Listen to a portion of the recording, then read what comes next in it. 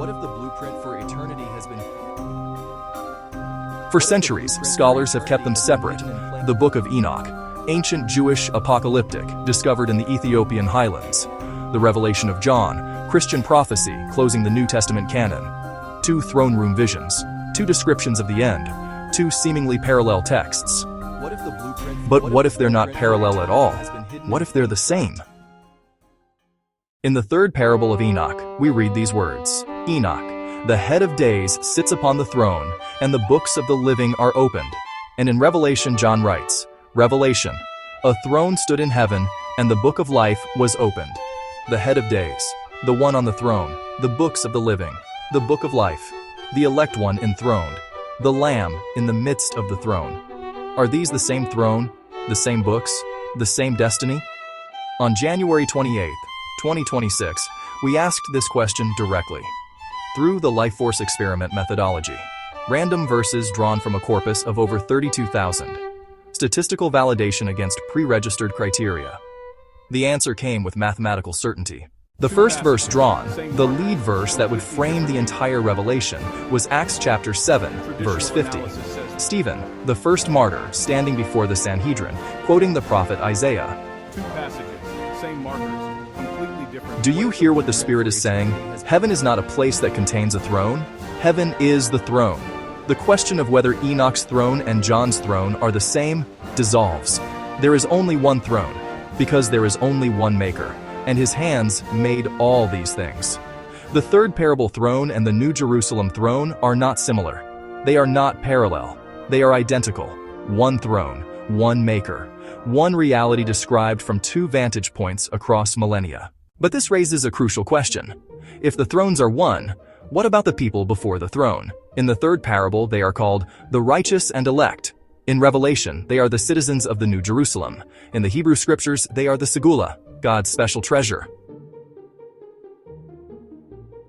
But the January 28th draw revealed something even more intimate.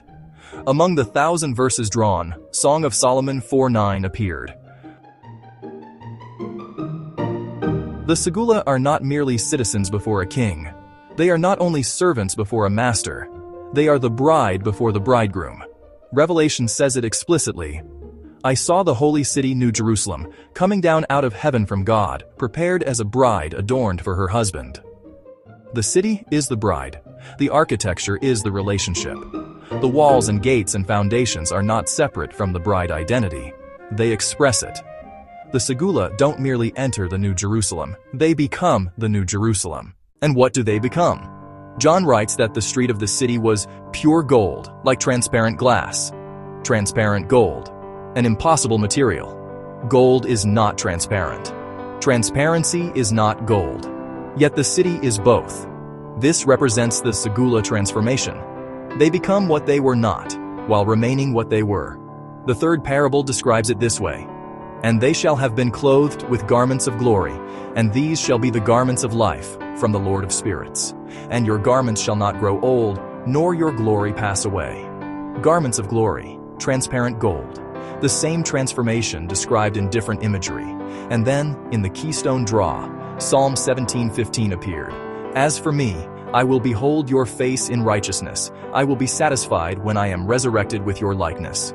Behold, and become. See, and be transformed. The Segula are those who gaze upon the one enthroned and are changed into his image. Beholding produces becoming. Vision produces transformation. In a draw of 1,000 verses, the final verse carries special weight. Verse 1,000 of the keystone draw was this, from the Book of Enoch, chapter 105. Pure and guiltless, not earned, declared, not achieved, pronounced. The Lord of Spirits, the same title used throughout the third parable for the one on the throne, declares his people pure and guiltless. This is why Revelation says, nothing unclean will ever enter the New Jerusalem. Not because the unclean are blocked, but because those who enter have been declared clean. The books of the living are opened. The number of the righteous is offered. And over each one written there, the declaration sounds, pure and guiltless, before me. 5 volumes, 1 architecture. Volume 1 established the statistical fingerprint, priesthood saturation, Identity Dominance, the Protection Engine. Volume 2 traced the gathering of scattered remnants. Volume 3 mapped the tribal gates and fire taxonomy.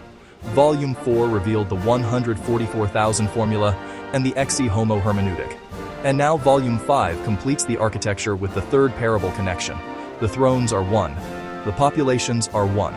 The Segula are the bride, those declared pure and guiltless by the Lord of Spirits, who behold the elect one on the throne of glory, and are transformed into transparent gold, the bride city that radiates rather than reflects, dwelling forever in the light that never ends.